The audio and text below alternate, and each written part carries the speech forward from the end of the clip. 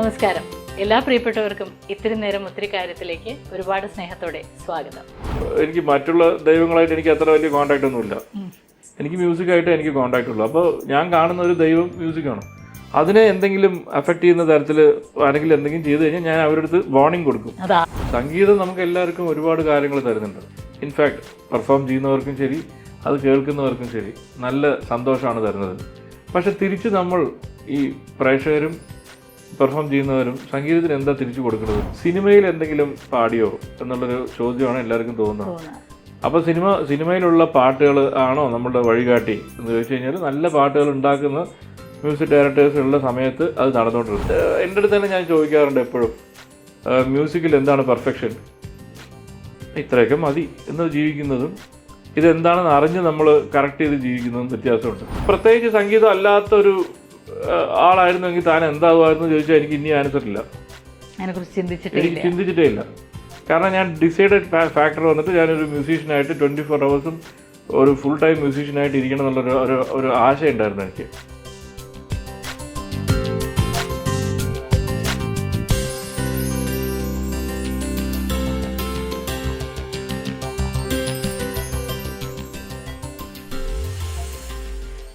സംഗീതം തന്നെ ജീവിതമായി മാറിയ ഒരാൾ, ഇന്ത്യ കണ്ട ഏറ്റവും പ്രഗത്ഭനായ ഒരു ഗായകൻ, കമ്പോസർ KL ശ്രീറാം. അദ്ദേഹമാണ് ഇന്ന് ഈ ഒരു ഇത്തിരി നേരം ഒത്തിരി കാര്യങ്ങളുമായി എനിക്കൊപ്പം.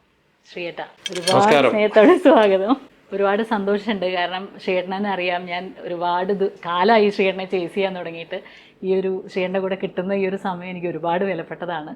ശ്രീയേട്ടൻ്റെ തിരക്കുകൾക്ക് ഇടയിൽ ഇവിടെ വന്നതിൽ ഉള്ള സന്തോഷം ഞാൻ ആദ്യം പറയട്ടെ. തീർച്ചയായിട്ടും എനിക്കും ഒരുപാട് സന്തോഷമുണ്ട്. നമ്മൾ തിരക്കെന്ന് പറഞ്ഞു കഴിഞ്ഞാൽ എല്ലാവരും അങ്ങോട്ടും ഇങ്ങോട്ടും ഒരു യാത്രയിലല്ല. അപ്പോൾ നമുക്ക് എപ്പോഴാണ് ഈ ഒരു കാര്യങ്ങൾക്ക് ഇൻ്റർവ്യൂവിനൊക്കെ സമയം കിട്ടുകയെന്ന് അറിയില്ല. എന്തോ ബൈ ഗോഡ്സ് ഗ്രേസ് ഇപ്പോൾ നമുക്ക് അങ്ങനെ ഒരു സമയം കിട്ടിയതിൽ എനിക്ക് വളരെ സന്തോഷമുണ്ട്. തിരക്കുകളെ കുറിച്ച് പറയുമ്പോഴാണ്, ശ്രീയേട്ടൻ സംഗീതത്തിൻ്റെ കൂടെ യാത്ര ചെയ്യാൻ തുടങ്ങിയിട്ട്, അല്ലെങ്കിൽ ശ്രീയേട്ടനിൽ സംഗീതം ആദ്യമേ ഉള്ളതാണ്, ഇന്നോ ഇന്നലെയോ തുടങ്ങിയ ഒരു കാര്യമല്ല, ഒരുപാട് കാലമായി. പക്ഷേ മറ്റു കാര്യങ്ങളൊക്കെ നമുക്ക് സംസാരിക്കണം. ഇപ്പം എനിക്ക് ഈ ഒരു സമയത്ത് ചോദിക്കാൻ തോന്നുന്ന ആദ്യത്തെ ചോദ്യം എന്ന് പറഞ്ഞാൽ, നമ്മൾ സംഗീതം ഒരുപാട് കൂടുതൽ പേരിലേക്ക് സംഗീതം എത്തും തോറും ഒരുപാട് ഡൈല്യൂട്ടായി പോകുന്നുണ്ട്. സംഗീതത്തിൻ്റെ വഴി മറന്ന് അല്ലെങ്കിൽ വഴി മാറി പോകുന്നുണ്ടെന്ന് എപ്പോഴെങ്കിലും ശ്രീയേട്ടന് തോന്നിയിട്ടുണ്ടോ? എനിക്ക് ചില സമയത്തൊക്കെ ശ്രീയേട്ടൻ്റെ ചില പോസ്റ്റുകളും ചില 1-2 വരിയൊക്കെ ഉണ്ടാവുള്ളൂ, ഒരുപാടൊന്നും പറയില്ല, പക്ഷെ മനസ്സിലാക്കേണ്ടവർക്ക് മനസ്സിലാക്കാവുന്ന രീതിയിൽ കാണാറുണ്ട്. അത് ഞാൻ എപ്പോഴും മനസ്സിൽ കൊണ്ടു നടക്കുന്ന ഒരു ചോദ്യം, സംഗീതം നമുക്ക് എല്ലാവർക്കും ഒരുപാട് കാര്യങ്ങൾ തരുന്നുണ്ട്. ഇൻഫാക്ട് പെർഫോം ചെയ്യുന്നവർക്കും ശരി, അത് കേൾക്കുന്നവർക്കും ശരി, നല്ല സന്തോഷമാണ് തരുന്നത്. പക്ഷെ തിരിച്ച് നമ്മൾ ഈ പ്രേക്ഷകരും പെർഫോം ചെയ്യുന്നവരും സംഗീതത്തിന് എന്താ തിരിച്ചു കൊടുക്കുന്നത് എന്ന് ചോദിച്ചു കഴിഞ്ഞാൽ അവിടെ ഒരു വലിയൊരു ക്വസ്റ്റ്യൻ മാർക്കാണ്. നമ്മുടെ വേഷഭൂഷ വിധാനങ്ങളോ അല്ലെങ്കിൽ ഇതൊന്നും അല്ല സംഗീതത്തിന് വേണ്ടത്. അതിന് വേണ്ടത് എന്താ വെച്ചാൽ അത്യാവശ്യം ആ താളബോധത്തോട് കൂടിയിട്ട്, രാഗബോധത്തോട് കൂടിയിട്ടുള്ള പാട്ടുകളും, അതുപോലെ കേൾക്കുന്ന ആളുകൾ അത്യാവശ്യം ആ ഒരു ഡിസിപ്ലിനോടെ കേൾക്കുന്ന ഒരു ഓഡിയൻസും, ഇതൊക്കെയാണ് സംഗീതത്തിന് കൊടുക്കാവുന്ന ഒരു മര്യാദ. പക്ഷെ അതൊക്കെ ഇന്ന് ഉണ്ടോ എന്ന് ചോദിച്ചു കഴിഞ്ഞാൽ ആ ചോദ്യത്തിൻ്റെ ആൻസറാണ് ഇതിൻ്റെ ആൻസറായിട്ട് ഒരുവിധം പൊരുത്തപ്പെട്ടു പോകുമെന്ന് തോന്നുന്നുണ്ട്. ഈ ഇപ്പോൾ ചോദിച്ച ഈ ഡയലൂഷനാണ്. ഇപ്പോൾ അതൊന്നും അല്ലാത്ത വേറെ കുറച്ച് സംഭവങ്ങളൊക്കെ ആണ് ഇപ്പോൾ മ്യൂസിക്കിന് വേണ്ടിയതെന്ന് തോന്നുന്നില്ല. ഇപ്പോൾ ഡ്രസ്സിങ് ആണ് ശരി, അല്ലെങ്കിൽ ഇപ്പോൾ സംഗീതത്തിൻ്റെ പുതിയ ഭാവങ്ങൾ, ഇപ്പോൾ ഒരു റാപ്പ് എന്നൊക്കെ പറഞ്ഞു കഴിഞ്ഞാൽ അങ്ങനെയുള്ള ഫോർമാറ്റ് എന്തിനാണെന്ന് പോലും അറിയാതെ പെട്ടെന്ന് കയറി വരുന്നുണ്ട്. അപ്പോൾ അതൊക്കെയാണോ ഇതിൻ്റെ ഡയലൂഷൻ എന്ന് ചോദിച്ചു കഴിഞ്ഞാൽ, ആ ഫോർമാറ്റിനുള്ള ഒരു അറിഞ്ഞിട്ട് ആ ഫോർമാറ്റ് എന്താണെന്ന് അറിഞ്ഞ് അത് ചെയ്യുന്നതിനാണ് അതിൻ്റെ ആർട്ട് എന്ന് പറയുക. അല്ലെങ്കിൽ അതൊരു ഡൈല്യൂഷനായി പോകും. അങ്ങനെ ഡൈല്യൂട്ട് ആകുമ്പോൾ എന്താവും? അതിൻ്റെ കണ്ടന്റ് ഇല്ലാതായിപ്പോൾ. കണ്ടന്റ് ഇല്ലാതാകുമ്പോൾ തന്നെ ആർട്ടിൻ്റെ പേർപ്പസും ഇല്ലാതെ. എക്സാക്ട്ലി, അതാണ് തോന്നുന്നു ഉദ്ദേശിച്ചതില്ല. ഫസ്റ്റ് ക്വസ്റ്റ്യൻ തന്നെ ഭയങ്കര കോംപ്ലിക്കേറ്റഡ് ആയിരുന്നു. അല്ല, ഞാൻ എപ്പോഴും ശ്രീയേട്ടനെ ഞാൻ നന്നായി ഫോളോ ചെയ്യുന്ന ഒരാളാണ്. അപ്പോൾ ആദ്യം ഞാൻ താങ്ക്സ് പറയേണ്ടത് ഏട്ടനാണ്, എൻ്റെ ഹസ്ബൻഡ് ശരൺ. ഏട്ടനാണ് ആദ്യം ശ്രീയേട്ടനെ എനിക്ക് ഇൻട്രൊഡ്യൂസ് ചെയ്യുന്നത്. കാരണം അദ്ദേഹം നന്നായി പാടും, ഞാൻ പാട്ട് നന്നായി ആസ്വദിക്കും. അപ്പോൾ ഞങ്ങളുടെ യാത്രയിൽ എപ്പോഴും തീർച്ചയായിട്ടും പാട്ടുണ്ടാവും. അപ്പോൾ പാട്ടുകൾ കേട്ടുകൊണ്ടിരിക്കുമ്പോൾ ഒരു ദിവസം അദ്ദേഹമാണ് എന്നോട് AR റഹ്മാൻ സാറിൻ്റെ ഒരു പാട്ട് ഇങ്ങനെ കേൾക്കുമ്പോൾ ഇത് പാടിയത് ആരാന്നറിയോ എന്ന് പറഞ്ഞു. പിന്നെ ഇങ്ങനെ ഒരു എന്താ പറയുക, അനർഗളമായിട്ട് വരുമായിരുന്നു. അന്ന് തൊട്ടാണ് സത്യത്തിൽ ഞാൻ ശ്രീയേട്ടൻ എന്ന് പറയുന്ന ഒരു മ്യൂസീഷ്യനെ സീരിയസ്ലി ശ്രദ്ധിച്ചു തുടങ്ങിയത്. അത് ഒരു കാര്യം പറയുകയാണെങ്കിൽ, നമ്മളിപ്പോൾ ഏതെങ്കിലും ഒരു കർണാട്ടിക് മ്യൂസിക്കോ അല്ലെങ്കിൽ ഹിന്ദുസ്ഥാനിയോ വെസ്റ്റേണോ ഇതൊക്കെ നമുക്ക് പറഞ്ഞു തരുന്നത് എന്താണെന്ന് വെച്ചാൽ മ്യൂസിക്കിനെ എങ്ങനെ നന്നായിട്ട് പ്രൊട്ടക്റ്റ് ചെയ്ത് വെൽ ക്രാഫ്റ്റഡ് ആയിട്ട് തിരിച്ചു കൊടുക്കാൻ പറ്റും എന്നുള്ളതിനൊരു ഇതൊക്കെയാണ് ഈ മ്യൂസിക്കൊക്കെ. അപ്പോൾ അത് ഡൈല്യൂട്ട് ആകുമ്പോഴാണ് ഇത് നമുക്ക് അന്തം കുന്തം ഇല്ലാത്തൊരു വഴിയിൽ പോയി എത്തുന്നത്. പ്രത്യേകിച്ച് ഇപ്പോൾ നമ്മുടെ ഒരു ട്രെൻഡ് എന്താ വെച്ചാൽ ഇന്നത്തെ കാലം വരയ്ക്കും സിനിമയിൽ എന്തെങ്കിലും പാടിയോ എന്നുള്ളൊരു ചോദ്യമാണ് എല്ലാവർക്കും തോന്നുന്നത്. അപ്പോൾ സിനിമയിലുള്ള പാട്ടുകൾ ആണോ നമ്മളുടെ വഴികാട്ടി എന്ന് ചോദിച്ചു കഴിഞ്ഞാൽ, നല്ല പാട്ടുകൾ ഉണ്ടാക്കുന്ന മ്യൂസിക് ഡയറക്ടേഴ്സ് ഉള്ള സമയത്ത് അത് നടന്നുകൊണ്ടിരുന്നു. അതിൻ്റെ ഭാഗം കുറച്ചൊന്ന് തീരുമാനമായതോട് കൂടിയിട്ട് അവിടെയും പ്രശ്നമായി. അപ്പോൾ ഒരു പരിധി വരയ്ക്കും ഇപ്പോൾ സിനിമയിൽ പാട്ടുണ്ടാക്കിയിട്ട് എത്രയോ പേര് അതിനെ ഫിൽട്ടർ ചെയ്തിട്ടാണ് സിനിമയിൽ വരുന്നത്, അല്ലേ? റാണിക്ക് നന്നായിട്ട് അറിയാൻ പറ്റും തോന്നുന്നു. അതായത് പെട്ടെന്ന് ഒരു മ്യൂസിക് ഡയറക്ടർ ഒരു പാട്ട് ഉണ്ടാക്കിയ ഉടനെ അത് സിനിമയിൽ വരുന്നില്ല. അതിന് ഹീറോ ഓക്കെ ചെയ്ത്, പ്രൊഡ്യൂസർ ഓക്കെ ചെയ്ത്, അത്രയും പേരുടെ ആ ഓക്കെ സൈൻ കഴിഞ്ഞിട്ട് വേണം അതവിടെ എത്താൻ. അപ്പോൾ ഇത്രയും ഓക്കെ സീല് താങ്ങുന്ന ഒരു പാട്ടായിരിക്കണം അത്, അല്ലെങ്കിൽ അത് ചവിറ്റുകൊട്ടയിൽ പോകും. അങ്ങനെ ഒരുപാട് പാട്ടുകൾ ചവിറ്റുകൊട്ടയിൽ പോയിട്ടുണ്ട്. ഇൻഫാക്ട് പറയാൻ പോയി കഴിഞ്ഞാൽ Pramadavanam was a rejected song, you know? Yeah, Pramadavanam was a rejected song. അത് ചവിറ്റുകൊട്ടയിൽ പോയ സാധനമാണ്. അതെന്തോ നമ്മുടെ തലയിലെഴുത്തിനും ഭാഗ്യത്തിനും അത് പിന്നെ ഓക്കെ ആയി, അത് വന്നു. അല്ലെങ്കിൽ പോയില്ല. നമുക്ക് ഒരു മില്ലേനിയത്തിൻ്റെ സോങ് ആണത്, അല്ലേ? ഇന്നും എനിക്ക് എന്തൊക്കെയോ ആ പാട്ട് കേൾക്കുമ്പോൾ എനിക്ക് എന്തൊക്കെയോ തോന്നും, ഒരു മനസ്സ് നിറഞ്ഞ്, അല്ലേ? നമുക്ക് എന്താണ് എൻ്റെ ഓർക്കസ്ട്രേഷൻ ആണെങ്കിൽ ശരി. പിന്നെ നമുക്ക് രവിയേട്ടനായിട്ടുള്ള അത്രയ്ക്കൊരു അടുത്തൊരു ബന്ധമായതുകൊണ്ട് രവിയേട്ടൻ്റെ ചിന്തകൾ എങ്ങനെയൊക്കെ പോയിരിക്കണം അതിനകത്ത് എല്ലാം നമുക്ക് തോന്നും. പിന്നെ ഓഫ് കോഴ്സ് ലാലേട്ടൻ്റെ ആ ഓരോ ചെറിയ ചെറിയ മൂവ്മെൻറ്റും എല്ലാം ആ പാട്ടിനകത്തുണ്ട്. സോ അത് റിജക്റ്റ് ആയിരുന്നെങ്കിൽ അതായിരുന്നെങ്കിൽ നമുക്ക് ആ പാട്ടെല്ലാം നഷ്ടപ്പെട്ടേനെ നമുക്ക്. അതുപോലെ ഒരുപാട് എത്ര പാട്ടുകൾ നമുക്ക് വേണമെങ്കിൽ ഒരു സീരീസ് തന്നെ ചെയ്യാം ഇതിനെക്കുറിച്ച്, ഒരു റിജക്റ്റഡ് സോങ്സ് എന്ന് പറഞ്ഞിട്ട്. അത്രയും പാട്ടുകളുണ്ട്, ആരും വെളിയിൽ പറയില്ലെന്നേ ഉള്ളൂ. പക്ഷെ അതിൽ ചിലത് ഇങ്ങനെ അതിജീവിച്ച് വരുന്നതുണ്ടല്ലേ. ഇപ്പോൾ ശ്രീയേട്ടൻ തുടക്കം മുതലും തീർച്ചയായിട്ടും ഒരു ബ്രാഹ്മണ കുടുംബത്തിൽ എപ്പോഴും കൂടുതലും ഒരു മ്യൂസിക്കിനോടുള്ള ഒരു ഇൻക്ലിനേഷൻ ഉണ്ടാവും. പൊതുവെ അങ്ങനെയല്ലേ? ഞാൻ കണ്ടിട്ടുള്ള, എനിക്കറിയാവുന്ന തമിഴ് ബ്രാഹ്മൺ ഫാമിലീസൊക്കെ കൂടുതലും ഒരു സംഗീതത്തിനോടൊരു ഇത് തീർച്ചയായിട്ടും ഉണ്ടാവും. അതെ, തമിഴ് ബ്രാഹ്മൺ കുടുംബത്തിൽ ഒരു രീതി എങ്ങനെയാ വെച്ചാൽ അവർ ഈ വീട്ടിൽ തന്നെ ഭജന, ഈ നാമസങ്കീർത്തനം, അല്ലെങ്കിൽ എങ്ങനെ നോക്കിയാലും ആരെങ്കിലുമൊക്കെ പാട്ടുകാരുണ്ടാവും അവിടെ. അത് വെച്ച് അങ്ങ് കയറി പോകാനുള്ള വഴി എളുപ്പമാണ്, മ്യൂസിക്കിനകത്തേക്ക് കയറി പോകാൻ എളുപ്പമാണ്.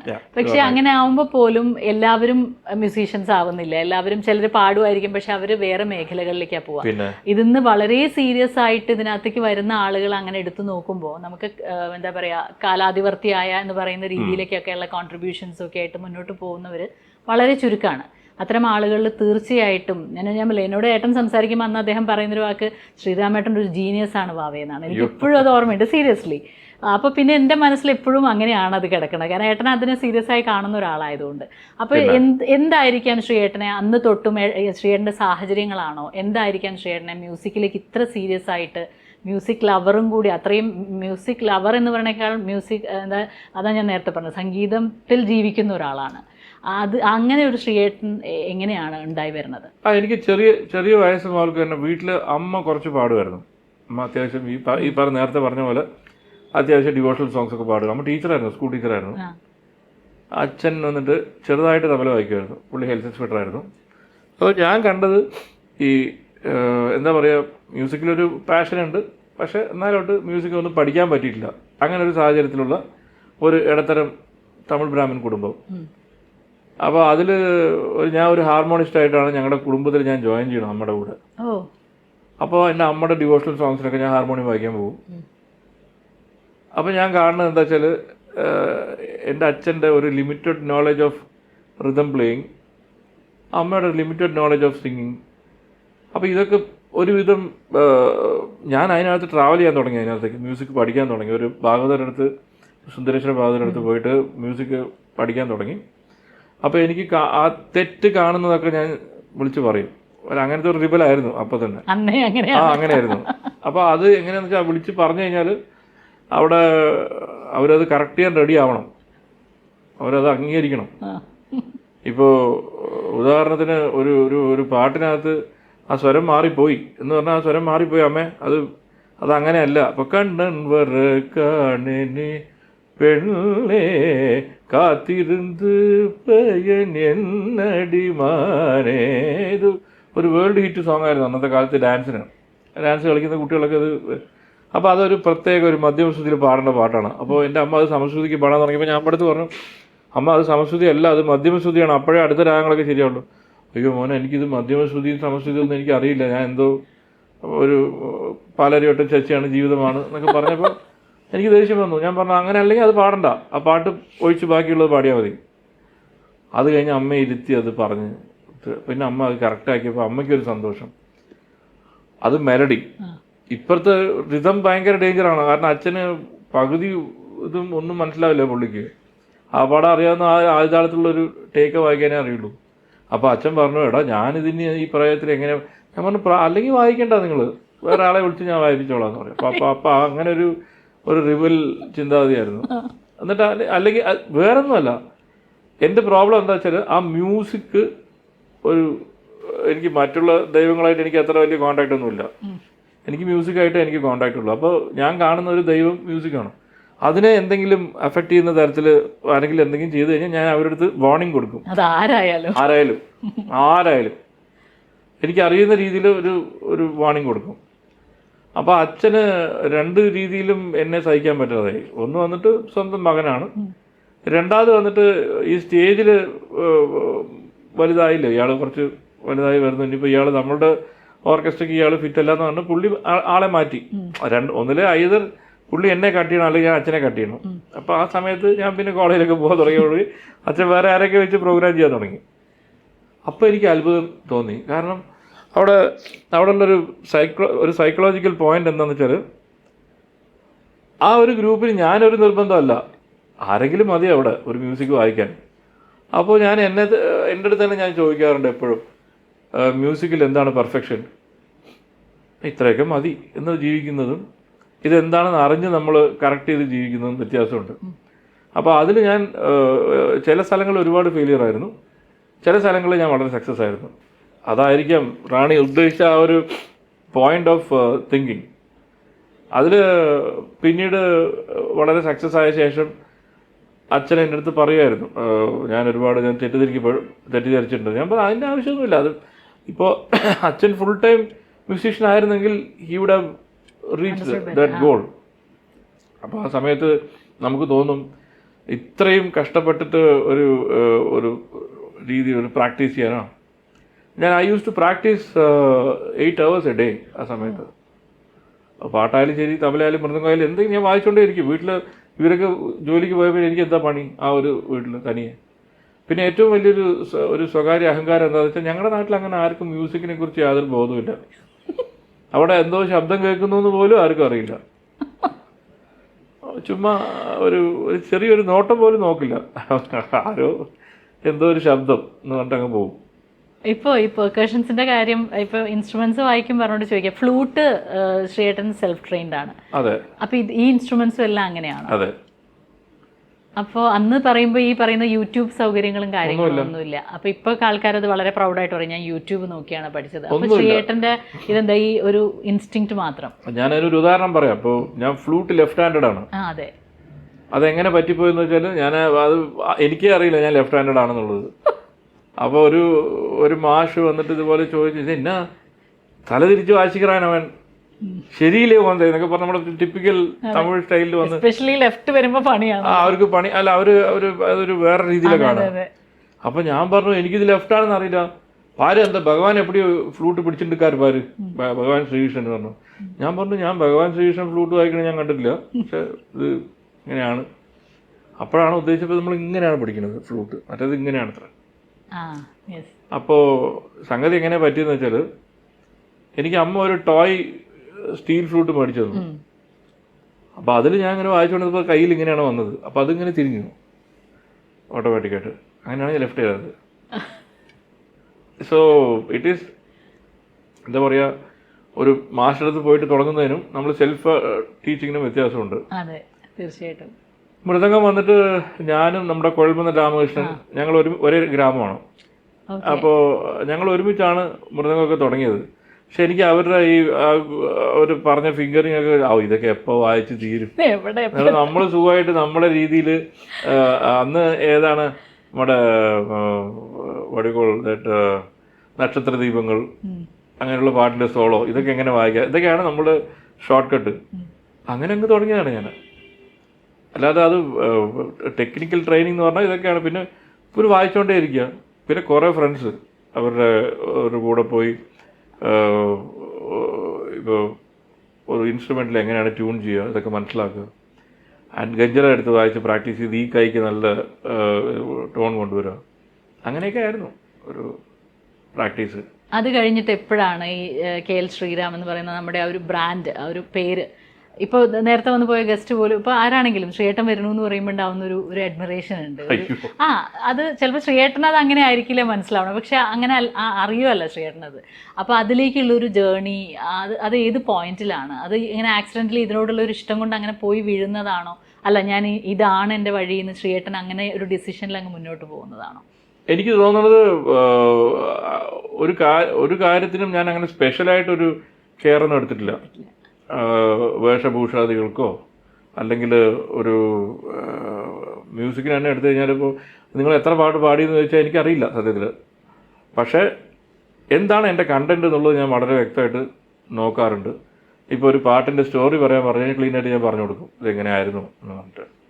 അതൊന്ന്. രണ്ടാമത് വന്നിട്ട് പ്രത്യേകിച്ച് സംഗീതം അല്ലാത്തൊരു ആളായിരുന്നെങ്കിൽ താൻ എന്താകുമായിരുന്നു ചോദിച്ചാൽ എനിക്ക് ഇനി ആൻസർ ഇല്ല. എനിക്ക് ചിന്തിച്ചിട്ടേ ഇല്ല. കാരണം ഞാൻ ഡിസൈഡഡ് ഫാക്ടർ വന്നിട്ട് ഞാനൊരു മ്യൂസീഷ്യനായിട്ട് 24 hours ഒരു ഫുൾ ടൈം മ്യൂസീഷ്യനായിട്ട് ഇരിക്കണം എന്നുള്ളൊരു ഒരു ആശയം ഉണ്ടായിരുന്നു എനിക്ക്. അത് നടന്നപ്പോൾ ഐ വാസ് സോ ഹാപ്പി. കാരണം വേറൊരു തൊഴിലിനോ ഒന്നും എനിക്ക് ഒരു പ്രിപ്പറേഷൻ ഉണ്ടായിരുന്നില്ല. നന്നായിട്ട് പഠിക്കുന്ന കുട്ടിയായിരുന്നു, അത്യാവശ്യം നല്ല മാർക്കും കിട്ടിയിരുന്നു. പക്ഷേ ഒരു ചില പ്രത്യേക സാഹചര്യങ്ങളിൽ ഈ മ്യൂസിക്കിനകത്തേക്ക് വന്ന് പെട്ടപ്പോൾ അതൊക്കെ കുറഞ്ഞു. പിന്നെ എല്ലാം സിംഗിൾ ഡിജിറ്റ് മാർക്കൊക്കെ ആയി, ഫിസിക്സും കെമിസ്ട്രിയും ഒക്കെ. അപ്പോൾ നമുക്ക് ഓട്ടോമാറ്റിക്കായിട്ട് നമ്മൾ എന്ത് ചെയ്യും, നമ്മൾ ഇതിനകത്ത് കോൺസെൻട്രേറ്റ് ചെയ്യും. അതായിരിക്കാം കാരണം. പിന്നെ ഇത് ഒരു ഫാഷൻ ഫീൽഡല്ലേ മ്യൂസിക്കൊക്കെ. അപ്പോൾ പെട്ടെന്നൊരു ഫെയിം വരും, സ്റ്റാർ ഫെയിം വരും. അങ്ങനെ വന്നു കഴിഞ്ഞാൽ പിന്നുള്ള തലവേദന എന്താ വെച്ചാൽ ആ ഫെയിമിനെ നമുക്ക് നീട്ടി കിട്ടണം, മെയിൻറ്റെയിൻ ചെയ്ത് പോകണം. നമ്മൾ എത്ര പ്രാവശ്യം രജനി സോങ് പാടും? ഒന്നില് രജനി സാർ അടുത്ത വർഷം പടം എടുക്കണം, അല്ലെങ്കിൽ നമ്മൾ ആ മ്യൂസിക് ഡയറക്ടർ നമ്മളെ വിളിക്കണം. അപ്പോൾ ഇങ്ങനെയുള്ള ഫോർമാലിറ്റിയൊക്കെ ഉണ്ട്. അപ്പോൾ അതിനകത്ത് ഞാൻ നോക്കിയപ്പോൾ ഉള്ളത് കിട്ടിയ ആൻസർ, നമുക്ക് കിട്ടുന്ന ജോലി അത് വെടിപ്പായിട്ട് അങ്ങ് ചെയ്യുക, ബാക്കിയുള്ളതൊക്കെ മ്യൂസിക് നോക്കിക്കോളും എന്നുള്ളൊരു ചിന്തയാണ് എനിക്കെപ്പോഴും.